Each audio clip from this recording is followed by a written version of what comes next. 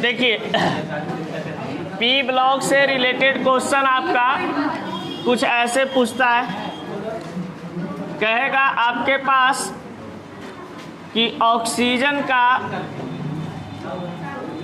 संयोजकता कितना होता है, संयोजकता कितना होता है।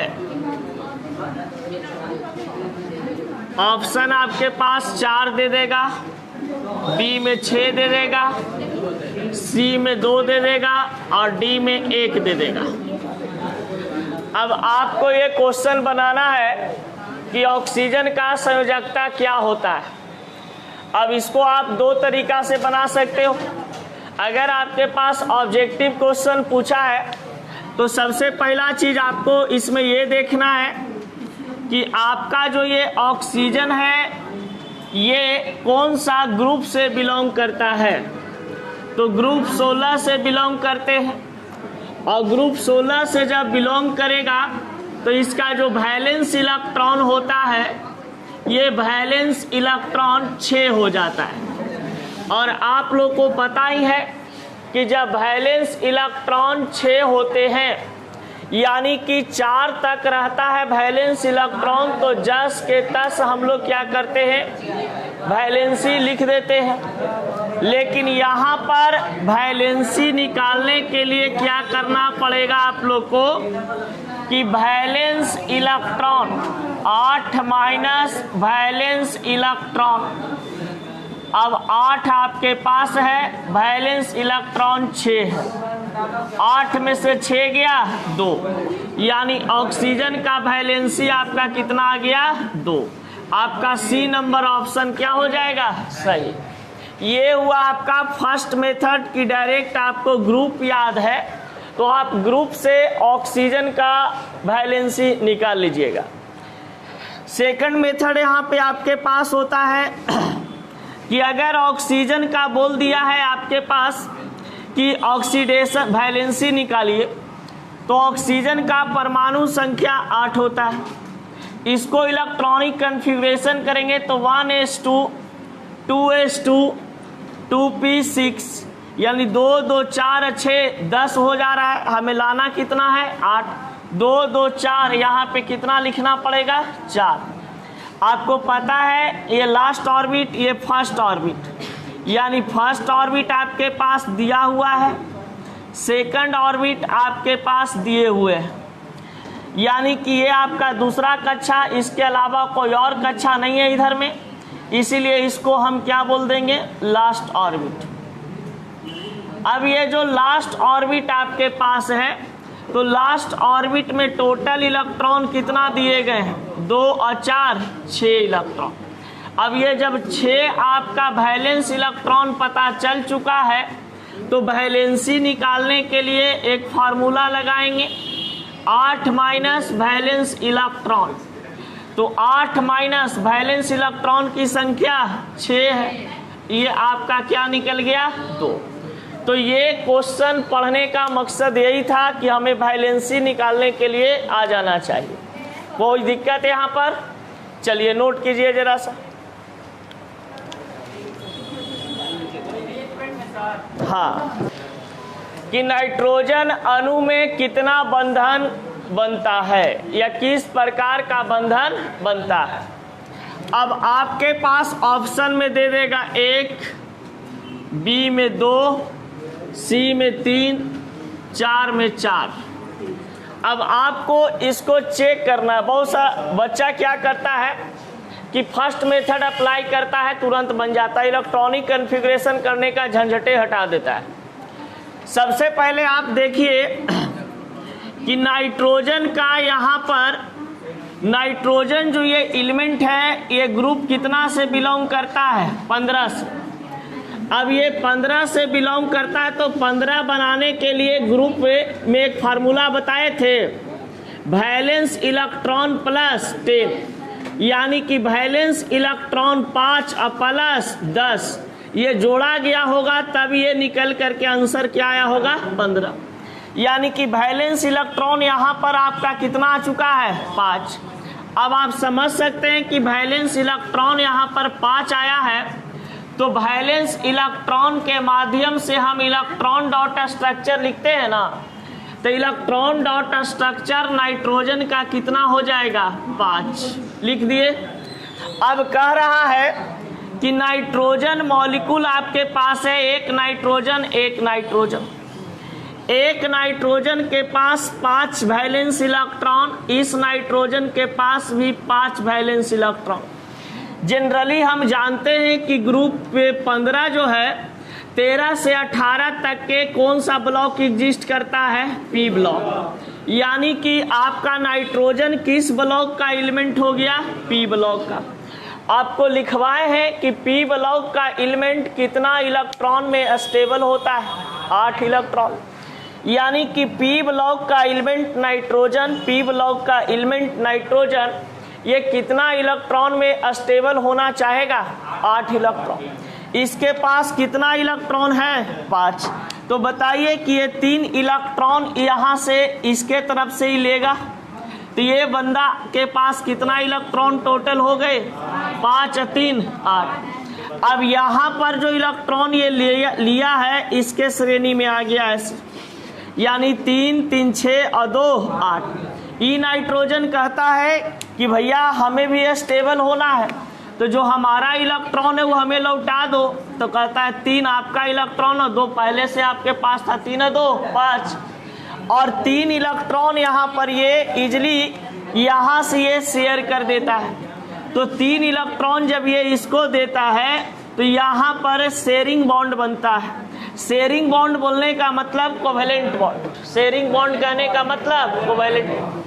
अब बताइए नाइट्रोजन के बीच में किस प्रकार का बंधन बना है, ट्रिपल बॉन्ड।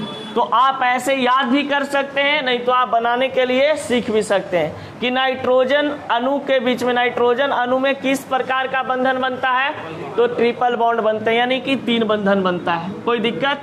अब यहाँ से क्वेश्चन और पूछता है कि नाइट्रोजन अणु में सिग्मा बॉन्ड की संख्या और पाई बॉन्ड की संख्या कितना होता है। तो जहां पर ट्रिपल बॉन्ड बनते हैं, एक होता है सिग्मा बॉन्ड और 2 हो जाते हैं क्या चीज आपका, पाई बॉन्ड।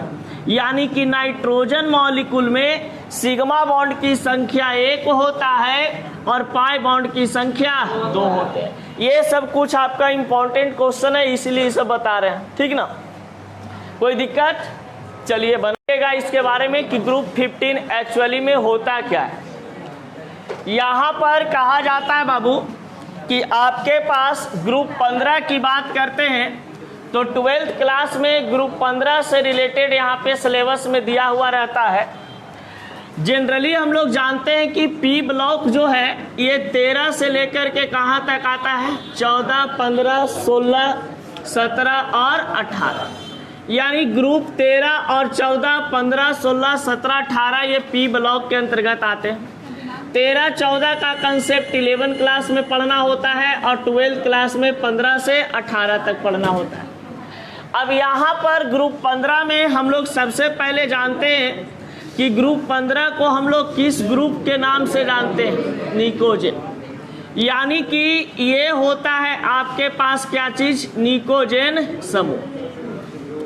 अब ये जो निकोजेन समूह आपके पास होता है, इसमें कहा जाता है कि बहुत बार ये क्वेश्चन आपका आ चुका है, देखिएगा क्वेश्चन बैंक में, कि ग्रुप 15 को किस नाम से जानते हैं या निकोजेन को हम लोग किस वर्ग को कहते हैं। तो निकोजेन किस वर्ग को कहा जाता है, ग्रुप 15। अब देखिए ग्रुप 15 में जितने भी एलिमेंट आपके पास आते हैं, ये सभी एलिमेंट के बारे में बताया जाता है कि ये निकोजेन फैमिली के नाम से जाना जाता है। यानी कि ग्रुप 15 को हम लोग निकोजेन ग्रुप कहते हैं, निकोजेन ग्रुप कहते हैं। इसके अंतर्गत आपके पास आता है न्यूजीलैंड, पाकिस्तान, ऑस्ट्रेलिया सब भी खाली। न्यूजीलैंड, पाकिस्तान, ऑस्ट्रेलिया सब भी खाली। यानी कि नाइट्रोजन, फास्फोरस, आर्सेनिक, एंटीमनी और बिस्मथ, ये सभी आपके पास निकोजेन ग्रुप के अंतर्गत आते हैं। यानी कि इसको हम लोग निकोजेन फैमिली मेंबर कहते हैं, निकोजेन फैमिली मेंबर कहते हैं। अब ये जो निकोजेन फैमिली मेंबर आपके पास नाइट्रोजन से विषमत होते हैं, इसके बारे में बताया जाता है आपके पास कि ये सभी आपका नॉन मेटल होते हैं। निकोजेन फैमिली मेंबर जितने भी आपके पास होते हैं ये किस टाइप का होता है? नॉन मेटल, यानी कि ये बंदा अधातु होता है। क्योंकि देखिए नाइट्रोजन है जो आपका गैसीय स्टेट में पाया जाता है, फास्फोरस है जो सॉलिड अवस्था में पाया जाता है, लेकिन इसको हथौड़ी से पीटिएगा तो ये चूर चूर हो जाएगा, समझिए। आर्सेनिक जो होता है ये एक प्रकार का मेटालॉइड श्रेणी में आते हैं, यानी आर्सेनिक एक प्रकार का मेटालॉइड्स होता है। उपधातु होते हैं एंटीमनी और बिस्मथ, तो ये सभी आपके पास कहा जाता है कि नॉन मेटल के श्रेणी में आते हैं। अब देखिए जब हम ग्रुप 15 की बात करेंगे तो ग्रुप 15 में जब भी बात किया जाएगा ग्रुप 15 का, तो ग्रुप 15 का मतलब तुम लोग को ये सब एलिमेंट माइंड में आना चाहिए। जहां पर हम लिखेंगे कि ग्रुप 15 एलिमेंट्स है वैलेंस इलेक्ट्रॉन 5, इसका मतलब कि ग्रुप 15 के अंतर्गत जितने भी एलिमेंट आपका आता है, nitrogen, phosphorus, arsenic, antimony, bismuth, सभी का वैलेंस इलेक्ट्रॉन कितना होता है? 5 होते हैं। अब देखिए ये कहा जाता है कि ग्रुप 15 जो आपके पास है ये पी ब्लॉक से आपका बिलोंग करता है। तो पी ब्लॉक से जब ये बिलोंग करता है तो यहाँ पर बताए जाते हैं आपके पास कि सबसे पहला चीज कि इसका इलेक्ट्रॉनिक कन्फिग्रेशन क्या होता है। तो इलेक्ट्रॉनिक कन्फिग्रेशन NS2 और NP1, NP3 ये लास्ट ऑर्बिट का इलेक्ट्रॉनिक कन्फिग्रेशन होता है NS2 NP3। यानी कि ग्रुप 15 के जितना भी एलिमेंट को आप इलेक्ट्रॉनिक कन्फिग्रेशन करोगे सभी एलिमेंट का लास्ट ऑर्बिट आपका कुछ इस रूप में दिखाई देगा NS2 NP3, जिसमें ये वाला जो P है ये ब्लॉक को रिप्रेजेंट करता है और ये वाला जो N होता है या A वाला जो N होता है ये पीरियड को रिप्रेजेंट करता है। और पीरियड आपका 1, 2, 3, 4, 5, 6 और 7 कुछ भी हो सकता है। तो N का जो वैल्यू होगा वो कुछ भी हो सकता है, 1, 2, 3, 4, 5, 6 और 7। अब देखिए ऊपर में जो इलेक्ट्रॉन आपको दिखाई दे रहे हैं 2 इलेक्ट्रॉन और यहाँ पर आपका 3 इलेक्ट्रॉन, तो 2 और 3 कितना हो गया आपका? 5 इलेक्ट्रॉन। यानी कि ये जो आपका लास्ट ऑर्बिट में यानी अंतिम कक्षा में जितने भी इलेक्ट्रॉन होता है ये आपका वैलेंस इलेक्ट्रॉन कहलाता है। तो वैलेंस इलेक्ट्रॉन कितना हो जाएगा? 5। अब देखिए जब वैलेंस इलेक्ट्रॉन ग्रुप 15 का 5 होता है यानी कि ग्रुप 15 के जितने भी एलिमेंट होते हैं सभी एलिमेंट का वैलेंस इलेक्ट्रॉन क्या हो गया? 5। तो बताइए कि ग्रुप 15 का सभी एलिमेंट का वैलेंसी क्या होगा? तो वैलेंसी 8 - 5 यानी कितना हो जाएगा? 3। यानी नाइट्रोजन, फास्फोरस, आर्सेनिक, एंटीमनी और बिस्मथ का हमारा वैलेंसी कितना हो गया? 3। वैलेंसी को हम क्या बोलते हैं हिंदी में? संयोजकता। तो ये वैलेंसी का संयोजकता हिंदी हो गया। अब देखिए आपको पता है कि ग्रुप 15 में इलेक्ट्रॉन डॉट स्ट्रक्चर की बात किया जाता है। तो इलेक्ट्रॉन डॉट स्ट्रक्चर आपका कितना हो जाएगा? 5, 2, 2, 4 और 1 के 5। यानी कि ग्रुप 15 के सभी एलिमेंट के पास इलेक्ट्रॉन डॉट स्ट्रक्चर किस फॉर्म में जाएंगे? 5 इलेक्ट्रॉन में, क्योंकि इलेक्ट्रॉन डॉट स्ट्रक्चर डिपेंड करता है किस पर? वैलेंस इलेक्ट्रॉन पे। तो वैलेंस इलेक्ट्रॉन 5 है, तो 5 रहने के कारण इसमें 5 गो हम टिकुली साट दिए हैं, यानी 5 गो बूंदा दे दिए। इलेक्ट्रॉन को हम लोग बिंदु से सूचित करते हैं। अब देखिए ग्रुप 15 के जो एलिमेंट आपके पास होते हैं ये जनरली कहा जाता है कि यह स्टेबल कितना इलेक्ट्रॉन में होता होगा। तो ये स्टेबल आपका 8 इलेक्ट्रॉन में होते हैं। अब यहाँ पर दो चीज़ आपके पास है। एक चीज़ आपका जो इम्पॉर्टेंट है, ये कहता है कि ग्रुप 15 में नाइट्रोजन और फास्फोरस बहुत महत्वपूर्ण होते हैं। नाइट्रोजन और क्या चीज़? फास्फोरस। तो नाइट्रोजन और फास्फोरस जब आपका इम्पॉर्टेंट एलिमेंट है तो कहता है कि नाइट्रोजन का मॉलिक्यूल किस फॉर्म में बनता है, यानी नाइट्रोजन का अणु किस फॉर्म में बनते हैं? N2 के रूप में। लेकिन फास्फोरस का जो मॉलिक्यूल होता है ये किस रूप में बनते हैं? तो आपको याद रखना होगा क्या चीज़? P4। यानी कि कभी ऐसा मत लिख देना कि नाइट्रोजन मॉलिक्यूल N2 बना रहा है तो फास्फोरस मॉलिक्यूल P2 बना देगा। समझ गए? P2 जब बनाएगा तो ये अस्टेबल नहीं होता है और रियल ज्योमेट्री नहीं एक्सप्रेस कर पाता है। तो रियल ज्योमेट्री जब एक्सप्रेस नहीं कर पा रहा होता है तो वैस्पर थ्योरी के अनुसार जब P4 मॉलिक्यूल बनाया गया तो इसका स्ट्रक्चर कुछ इस प्रकार से बनाया गया कि हमारे पास 1p 2p 3p 4p, इसके पास 1 2 3 1 2 3 1 2 3 1 2 3 और 2 5 2 5, यानी कि फास्फोरस के पास वैलेंस इलेक्ट्रॉन कितना हो जाएंगे? 5।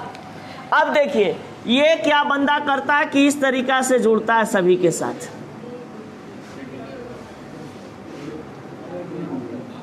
ऐसे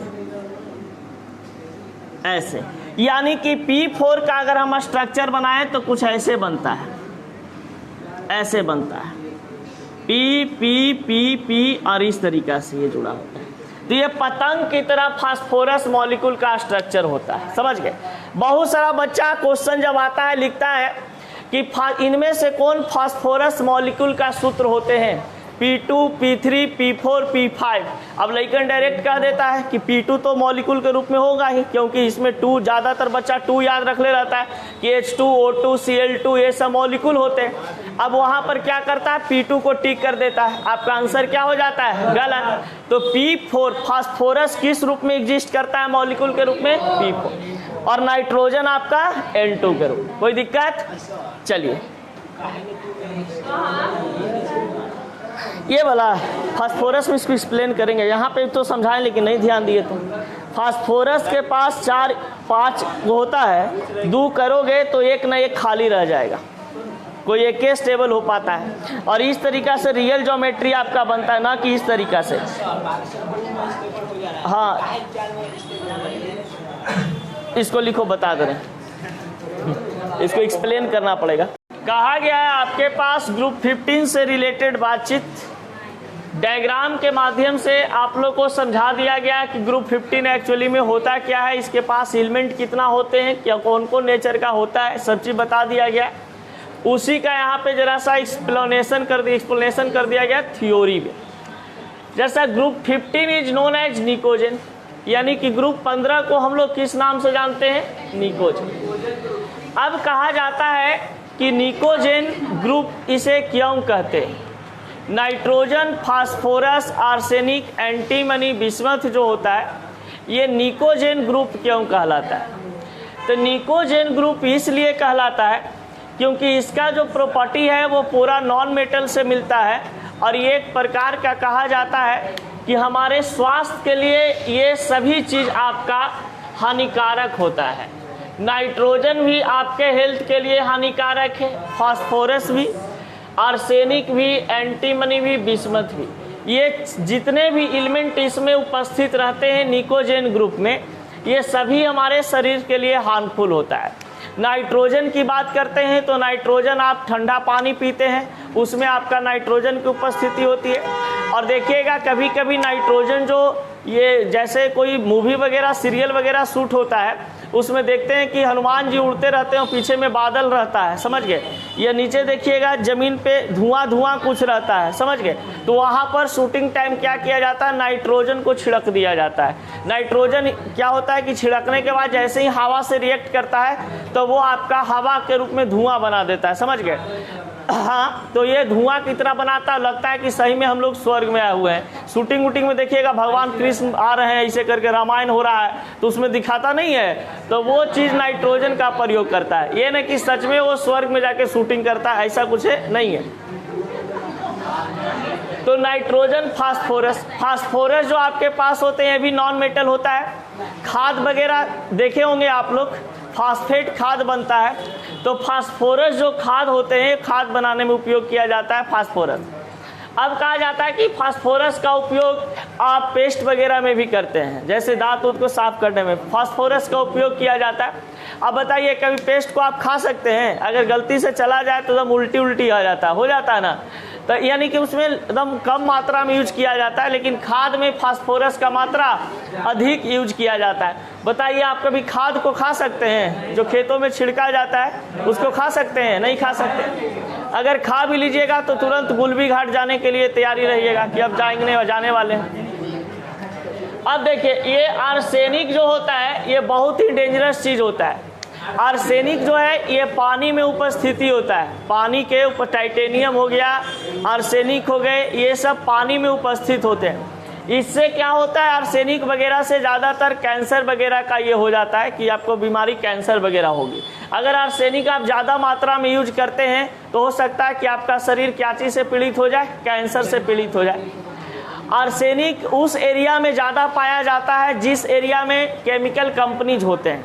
अब केमिकल कंपनी से क्या होता है कि धुआं निकल रहा है, पानी निकल रहा है वेस्ट मटेरियल के रूप में, जो वहाँ का इन्वायरमेंट को गंदा करते रहता है। अब इन्वायरमेंट को जब वो गंदा करते रहता है तो उसका पानी नदी में आया, नदी वाला पानी क्या किया कि उसको मतलब उस बस्ती में जो लोग रहते हैं या उस एरिया में गांव में जो लोग रहते हैं वो लोग क्या करते हैं, उसको यूज करते हैं। अब जब वो यूज करते हैं ज़्यादा मात्रा में उनके शरीर में आर्सेनिक चला जाता है तो देखिएगा पूरा शरीर कुपोषित का शिकार हो जाता है, एकदम पतला दुबला दिखाई देंगे, किसी का आँख खराब, नाक खराब, मतलब पूरा बॉडी डैमेज होना शुरू हो जाता है, समझ गए, लीवर किडनी सब फेल होना शुरू हो जाता है।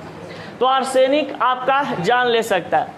ये एंटीमनी जो आपके पास है ये भी कहा जाता है कि ये ज़्यादातर कंपाउंड बनाने में उपयोग नहीं किए जाते, नॉर्मल बस SbCl5 बनाया जाता है, SbCl3, यानी कि एंटीमनी और ये सब का क्लोराइड कंपाउंड बनता है, हाइलाइड कंपाउंड बनाए जाते हैं, ठीक ना, जो कि उतना मतलब कि लवणीय पदार्थ होता है तो ज़्यादा हार्मफुल नहीं होता है, लेकिन ज़्यादा मात्रा में यदि आपके शरीर में ये सब की उपस्थिति हो जाए तो आपकी जान भी जा सकती है।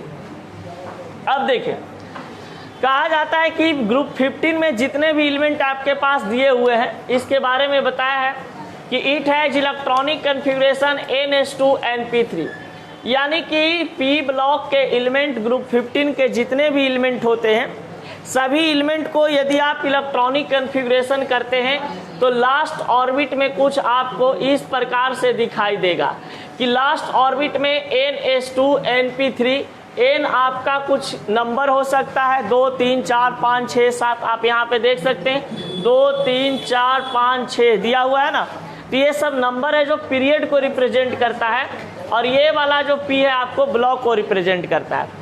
अब कहा जाता है कि जितने भी हमारे पास यहाँ पे ग्रुप 15 में एलिमेंट हैं सभी एलिमेंट का वैलेंस इलेक्ट्रॉन कितना होगा, 5। देखिए 2 और 3 5, 72 कक्षा में इलेक्ट्रॉन कितना अवेलेबल है, 5। इसके पास भी कितना अवेलेबल है, 5। इसके पास भी 5, यानी मैक्सिमम सभी एलिमेंट के पास क्या होता है, 5 इलेक्ट्रॉन। यानी कि जब किसी ग्रुप 15 के एलिमेंट को हम इलेक्ट्रॉनिक कन्फिग्रेशन करते हैं तो इलेक्ट्रॉनिक कन्फिग्रेशन करने पर उस एलिमेंट का 72 कक्षा में यानी कि लास्ट ऑर्बिट में हमें इलेक्ट्रॉन प्राप्त होता है 5 अब देखिए जब 5 इसका वैलेंस इलेक्ट्रॉन होगा तो हमको पता है कि वैलेंसी निकालने के लिए हम क्या करते हैं, 8 - 5 करेंगे तो हमारा वैलेंसी निकल जाता है। तो जब किसी एलिमेंट का वैलेंस इलेक्ट्रॉन 5 हो, 6 हो, 7 हो, 8 हो, तब हम वैलेंसी उस एलिमेंट का अगर निकालना चाहें तो हम आसानी से क्या कर सकते हैं, 8 - वैलेंस इलेक्ट्रॉन करेंगे, आपका वैलेंसी क्रिएट हो जाएगा। अब कहा जाता है यहाँ पे कि ग्रुप 15 एलिमेंट्स इलेक्ट्रॉनिक कन्फिग्रेशन, यानी ग्रुप 15 के जितने भी एलिमेंट है, एक चीज जान लो ग्रुप 15 में 2 ही एलिमेंट है जो आपके इंपॉर्टेंट है, नाइट्रोजन और फास्फोरस। 12th क्लास में यहीं से क्वेश्चन आता है, नाइट्रोजन और फास्फोरस। कभी नाइट्रोजन का यौगिक से क्वेश्चन दे देता है कि अमोनिया किस विधि के द्वारा बनाए जाते हैं, अमोनिया हैबर विधि द्वारा बनाया जाता है। तो हैबर विधि द्वारा कैसे बनाया जाता है इसके बारे में बताइए। फास्फोरस बनाने की प्रक्रिया पूछ लेता है कि फास्फोरस कैसे बनाया जाता है। इसके कंपाउंड के बारे में पूछ देता है कि H3PO4 का ऑक्सीडेशन नंबर क्या होता है, P का। तो ये सब जो टॉपिक आपको मिलेंगे बहुत इंपॉर्टेंट मिलेंगे, नाइट्रोजन और क्या चीज़, फास्फोरस। तो इसीलिए हम पहले ही बोल दे रहे हैं कि इस चैप्टर को उबिया करके नहीं पढ़ना है, तभी तो डीपली पढ़ा पाएंगे। अगर उबिया जाओगे तो फिर शॉर्टकट में पढ़ा करके छोड़ देंगे कि चलो भाई कोर्स कंप्लीट करना है।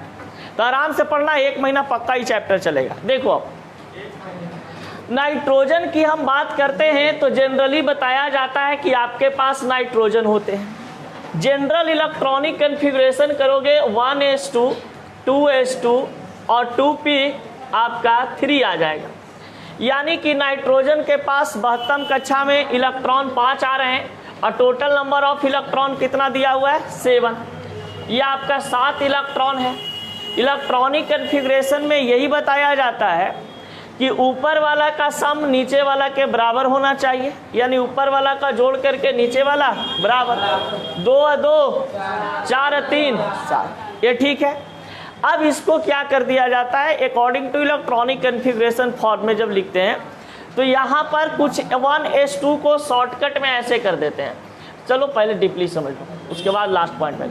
ये हमारा फर्स्ट ऑर्बिट है, ये हमारा क्या चीज़ है, सेकंड ऑर्बिट। अब ये सेकंड ऑर्बिट के बाद कोई और ऑर्बिट है नहीं, तो ये हमारे पास क्या हो जाता है, लास्ट ऑर्बिट।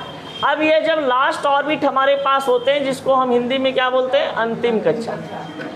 अब ये जो आपका अंतिम कक्षा होता है, तो बताइए कि किसी भी एलिमेंट का इलेक्ट्रॉनिक कन्फिग्रेशन हम क्या चीज़ को लिखते थे, लास्ट ऑर्बिट को लिखते थे ना। तो ये लास्ट ऑर्बिट को हम क्या करेंगे, वहाँ पे लिख देंगे।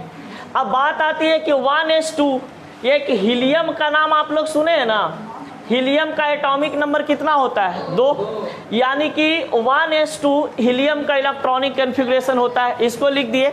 इसके बाद ऐसे इसको घेर दिए कि भैया ये हमारे पास नोबेल गैस है, समझ गए। नोबेल गैस को ऐसे एडजस्ट कर दिए। इसके बाद क्या लिखा हुआ है, 2s2 और 2p3। ये आपके पास इस फॉर्म में भी क्या लिखाता है, नाइट्रोजन का इलेक्ट्रॉनिक कन्फिग्रेशन। अब यहाँ पर देखिए, इसके बाद हम लोग ऊपर की ओर देखते हैं इसका।